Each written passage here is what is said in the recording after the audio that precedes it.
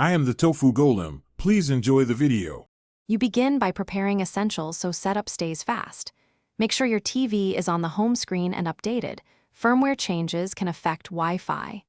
Once done, open Settings and navigate to Network or Connections. You need the SSID name and password at hand. Type them exactly. If your router is 4 GHz versus 5 GHz, note that some TVs prefer 4 GHz for range. Use a smartphone hotspot if the router is inaccessible. You now scan and choose the network you want to join. Once the list populates, highlight the correct SSID and press Connect. Misselecting a neighbor network is common.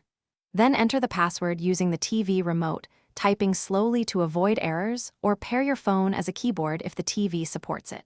Make sure security shows WPA2 or WPA3. Those are secure. After entering credentials, confirm and wait. The TV will authenticate and request an IP from the router.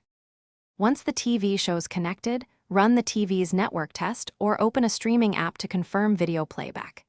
If you see limited connectivity or no IP, power cycle the router and the TV. That resolves most DHCP issues.